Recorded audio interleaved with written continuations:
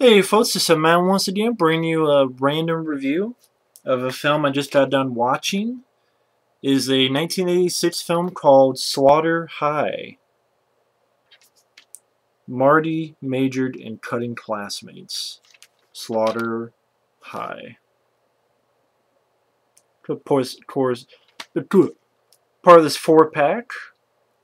And it says uncut version. It is the uncut version. It was probably from a VHS full screen. But that's fine, as long as the unrated cut, I'm fine with that. Rather have the uncut version.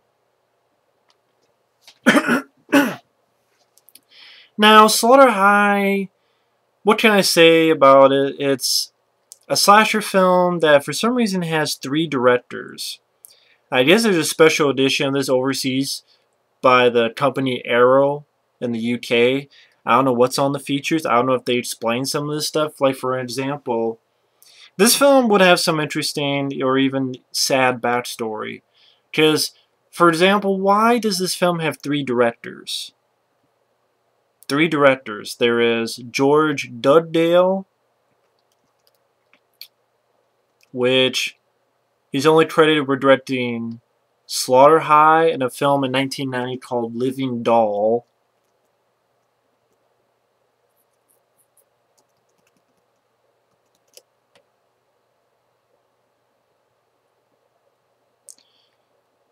And then you have Mark Ezra, who, let me see, I want to see who all the writers were for this film too. Yes, it's written and directed by George Dugdale, Mark Ezra, and Peter Litten. And Mark Ezra, he directed Slaughter High, Savage Hearts, TV series in 2000 called Dark Knight, and a 2010 film called House Swap. And then Peter Mackenzie Litten, stuff he directed was Slaughter High, Living Doll, with the other guy, and Heaven's a Drag. I guess he worked on creature effects, creature effects on Rodhead Rex, and was actually a special effects designer on Slaughter High. So again, I'm just pretty much, if you wonder why I'm sort of pausing, trying to figure out why did this film have 3 directors? Why 3 directors? I don't really know why. George Dugdale, Mark Ezra, and Peter Litten. Now, the other thing I mentioned, I said it'd be sad as well, is the guy who plays Marty. See, before I get into that, the gist of the story real quick, is Marty is this dorky guy in school. He's the nerd. And Carolyn Monroe is this girl who invites him to the girls' locker room. He thinks he's going to get laid. Of course, it's all a big prank. It kind of reminds me of Terror Train, where you have a girl who's supposed to invite a guy, think he's going to get laid, but then they pull some poor prank on the guy, some really piss poor, shitty prank. But to be honest, I thought it was done better in Terror Train. First off, Terror Train, that sequence took shorter and it was more effective. And I think Terror Train is a better film. I will say Slaughter High is a bloodier film than Terror Train. But I thought Terror Train was much more interesting. I like Jamie Lee Curtis as an actress more than anybody in this film. I mean, I like this film okay in a way, and I'll get to that. But I would say I prefer Terror Train, even though that's a bloodless film. I thought Terror Train was a better made film. But they play a prank on this guy, so they get him naked. He's naked. They're filming him. He's still naked. He's trying to get out. He touches something. He gets shot. They flip his naked ass upside down and dunk his head in the toilet. Then the coach comes in to ask, what the hell's going on. Get him to leave. But then the other kids are being punished, and they still want to fuck with Marty. So these assholes give him a joint, and it goes to show you why you should not do drugs, kids, because if Marty didn't do drugs at all, He wanted puffed, and of course they fucked with it, so he gets sick and he runs out. And then the head asshole goes in, fucks with some shit, so that when Marty comes back, a fire gets started, this acid falls, hits his face, the lab sort of bursts in the flames, the kids come in, you see that he's trapped in there, and he's going to the hospital, and he's been burned up and scarred up and so on and so forth. Because you say like the burning as well, where they play some prank and the guy, gets himself burned. Only Marty, at least at this point, is definitely more of a guy you can feel for. The guy didn't deserve that shit. So many years later, these kids are invited to their old school, which has been abandoned for a few years. And of course, they get trapped in there. Marty's there, and he's killing them one by one in the school. And that's Slaughter High. Now, the reason I said it was, if you heard some backstory be sad, is the guy who plays Marty, who's the kid that they picked on, and becomes the killer, Simon Scudamore. Apparently, he committed suicide quickly after this film, which was really sad. And I'm not sure why he committed suicide, but yeah, he committed suicide at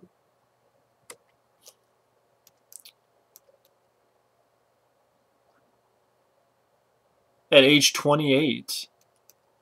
And I really don't know why. I don't know why he committed suicide.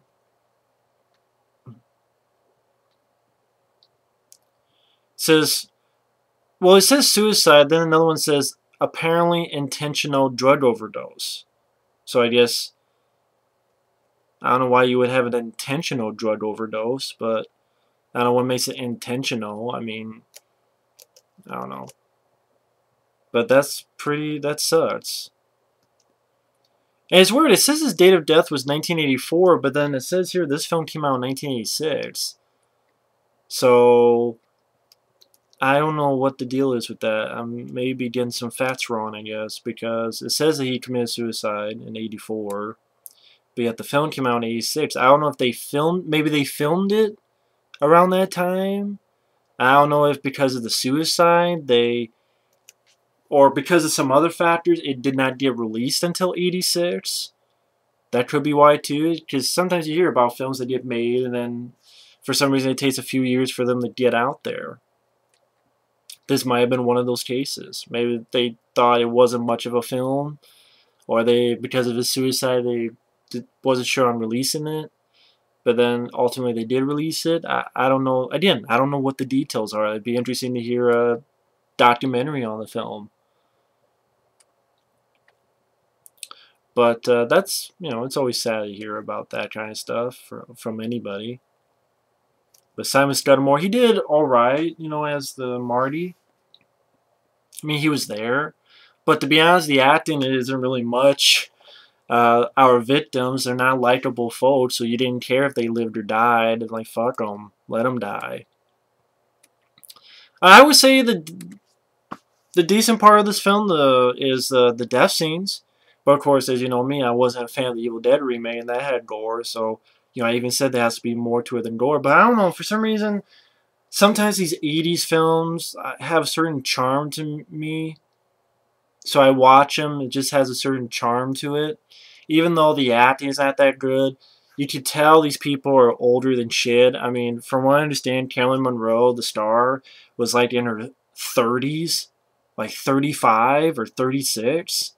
And she's supposed to be playing like a teenager, and then was like a few years later they had the invitation. I'm like, you're 35 or so years old. I don't, And then also this film, I think, was filmed in England. And so I'm like, if I'm going to buy these people as Americans, then I'm a fucking Japanese man. Because these are not Americans. They're Americans, I'm Chinese. Because some of their accents are just so obvious. Like, one is Scottish, and one is like the blonde guy. I swear he's German, who's trying his hardest to have an American accent. And the others are sort of the UK English accents. I'm like, none of you guys are from America. Most of you people aren't from America. Don't fool. You don't fool me. So that was just like, wow, okay, you really try to keep par with these accents, and let alone your age. I mean, the age thing is a lot of slasher films, but I'm like, still, 35, 36 years old for your lead actress, who's, come on now, come on. At least, you know, let her play her age. You could have just said it was a 10-year anniversary. But if they did, I missed that part. And again, the characters aren't really that likable. There's no reason to root for them. But I did like the death scenes. I mean, the death scenes, like, you have this janitor guy who's there, who's the caretaker. At times, the killer has this sort of jester type of mask and picks the guy up, and you have sort of a, I don't want to say not doornail, maybe it was doornail. Pretty much where you put the hook that you put your coat on, pushes his head right into it, and then takes the guy's hand and nails it there. I'm like, oh, okay. There's a moment where this guy's doing a sink of beer, so pretty much he hits the bottom and drinks it like that. But then you find out, I guess it's acid, because he screams, and again, bloody makeup effects. His stomach opens up, and you have these intestines sort of blow out. Now again, I don't know why acid would make him explode. I don't know what it was. I don't know if it was acid or some type of thing that just makes his stomach explode. But I'm okay, exploding stomach. That's an interesting kill. I haven't seen that too often. But then it's like, okay, so they now know there's a killer here.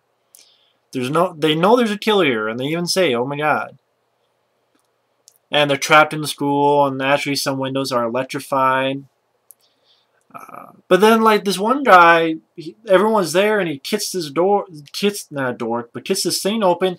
He slides through, and I'm like, okay, if you slid through, why can't everybody slide through? Okay, you get shot, but I'd rather be shot and live than stay there and might die. So if you didn't get through, why couldn't everyone just go through that little hole that you guys made? Because there wouldn't be a movie. But I'm like, really? What the fuck? And the guy gets their car, and, you know, he gets stabbed from behind. You know, decent kill. And then it's funny, one of the girls, after that guy whose stomach exploded and the blood got on her face, she went out by herself and is taking a bath. And I'm like, why are you taking a bath when there's a killer around? Cleanliness is not the mother of all inventions. It's not the mother of all intentions. Being clean don't mean shit if you're dead. And of course, she pays the price for stupidity. She opens the tub, and somehow the killer made it so that the tub releases stuff that made her burn, and good makeup effects making her burn, that ultimately makes her melt. And when she melts, it's a weird sort of awkward, almost want to say, I don't know if it's animation effect or they just sped up the film, but you see her face sort of melt into a skull, and then when they find her, she's just bones. I'm like, okay, it's again sort of a interesting death. It's not a death you see a lot in, you know, slasher movies. Okay.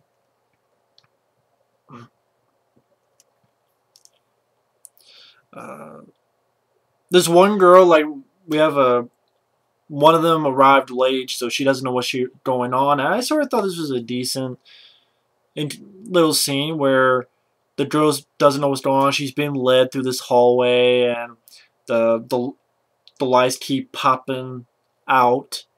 Well, actually popping up. Like, she keeps going, and the light pops up, then a light pops up, and sort of for her to follow.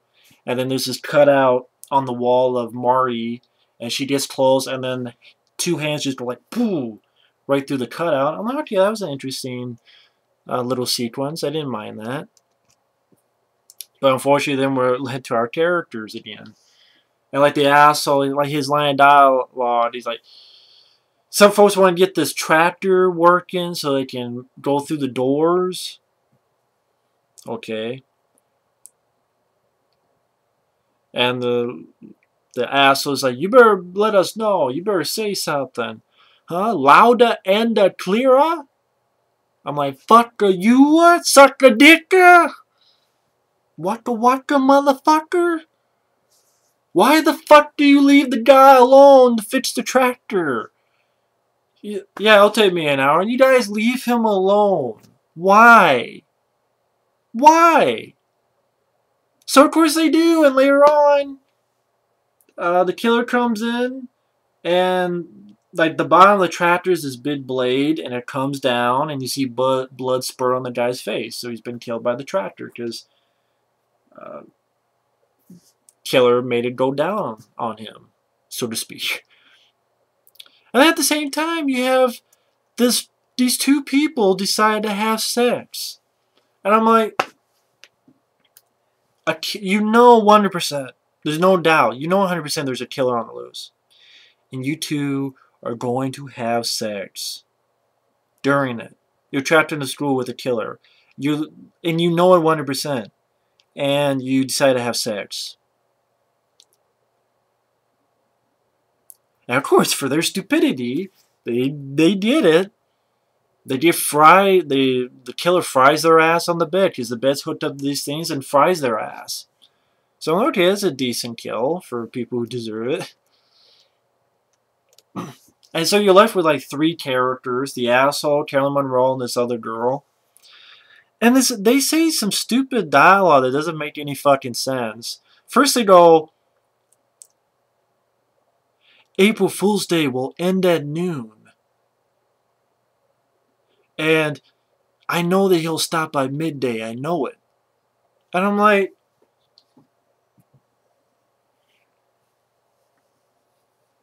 how the fuck does April Fool's Day stop at noon?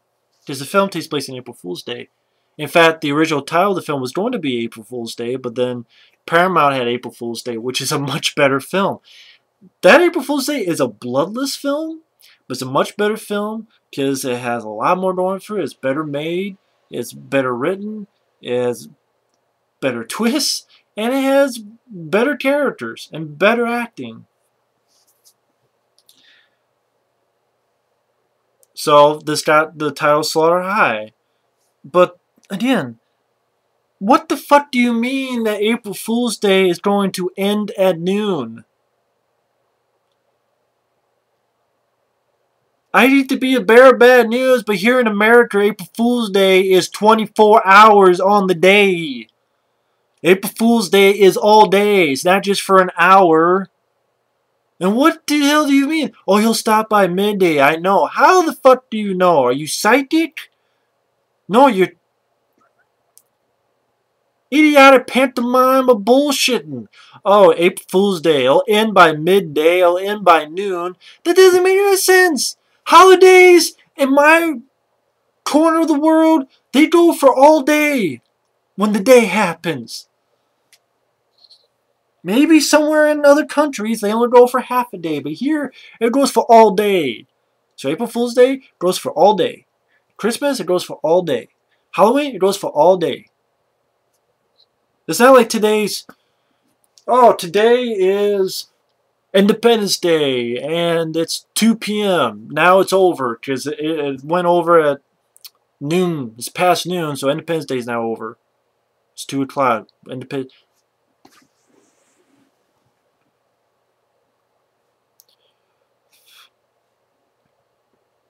So the asshole goes out. We see that the killer tries to hang him. Doesn't work because the rope breaks.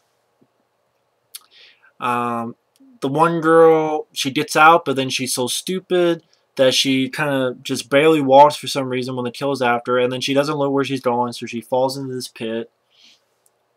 Sort of muddy type of pit. Climbs back up, the killer kicks her down. To me, of the death scenes, that was the weakest one, because it's just, okay, she's in a pit, and the weakest death. You have a chase scene that the killer stalks Carolyn Monroe, which goes on for, it does seem like a bit forever. I mean, there's some decent stuff, like the camera in one go goes down the stairs with her. So you get a couple little decent stuff with the stalk chase scene, but again, it feels like goes on for a bit too long. Of course, she has a little hatchet sort of thing, and I'm like, wait a minute, what about that asshole guy who, he didn't die from being hung, so, oh, is this going to be one of those things that she kills the wrong person? Yep, it is. I guessed it, and yep, she throws it, goes right into the head of the asshole, so she killed the wrong person. And the killer chases her into this the shower, same shower that they had led him in the beginning of the film and humiliated him. And he actually takes his pipe and stabs her in the shower. And you go, what the fuck? Wow. They actually killed everybody? The killer killed everybody? But then weird stuff starts happening. Like he takes off the jester mask. You see that it is Marty. And then he starts seeing stuff. Like he goes in and it's really foggy. And then the people he kills sort of come back sort of zombies. But when I mean zombies, more like sort of Dawn of the Dead zombies. It's not like they're hanging and stuff, but like just more pale faced. And they start chasing them. You're like, what the hell? He's being sort of haunted by these, I guess you call them zombies. But then he wakes up and you feel, oh, it was all a dream? But it's Marty in the hospital. He's burned up, and the doctor or nurse says that he's going to get the bandages off in a little bit. Doctor comes in. Marty stabs him in the eye with a needle. And then you sort of get the idea that he's sort of, I guess, taking his skin off that they did the plastic surgery on. Just his showing that his mind is fucked up. And I guess what we've seen is what he's going to do. Oh yeah, the score is done by Harry Manfredini, which if you see the trailer to this film, Slaughter High, that piece of music goes doo doo doo doo, doo doo doo doo, bow now now now, but dun dun dun dun dun dun dun dun dun dun. I'm doing a shitty job, but I don't mind that music. But if you don't like it, you don't be pissed because they play it a lot in the movie. They play it at the beginning of the film, they play it at the end of the film, they play it quite a few times during the film. So if you don't like it, you're going to be annoyed by it by the end of it. And Harry Manfredini, the thing was, he steals a lot. He uses his Friday the 13th score a lot. Like if you watch Wes Craven's Hills of Ice Part 2, which he did, you hear bits of the Friday the 13th score.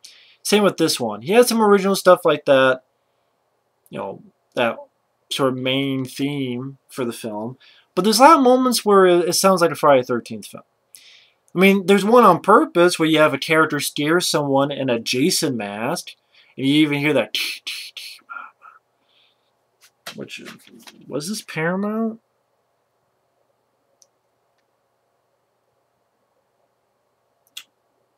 Doesn't say. I don't know what studio. It doesn't say studio.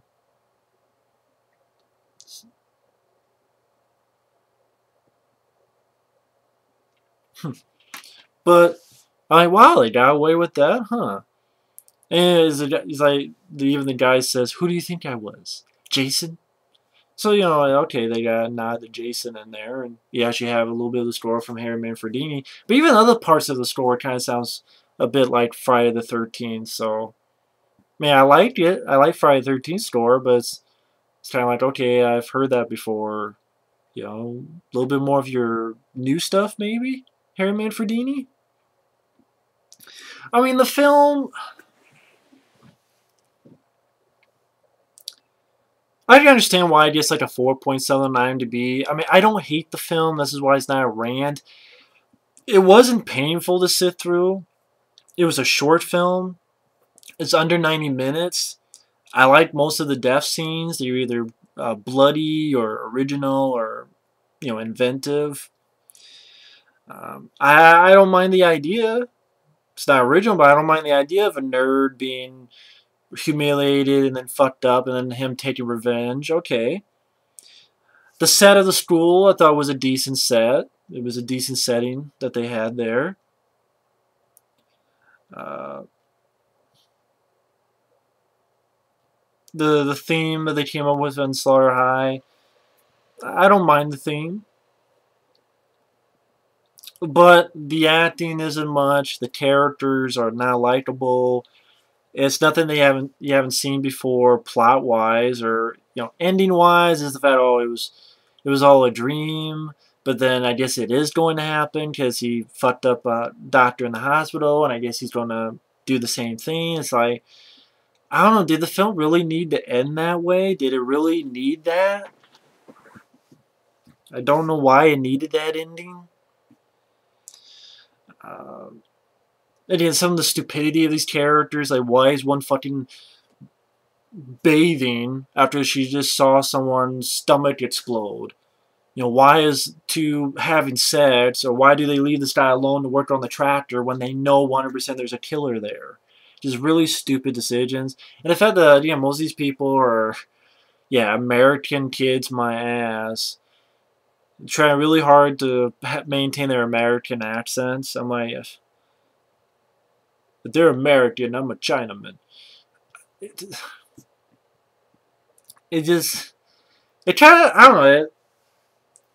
I will admit I had fun watching the film though, and that's really all I ask. Is that I don't know why I had fun watching Slaughter High. Maybe because again it's that sort of charm, 80s charm slasher movie that they don't make anymore with some decent deaths.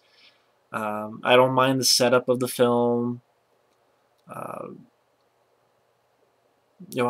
sort of the startup events that leads to a killer being born and the kills being made by this group of people onto this group of people.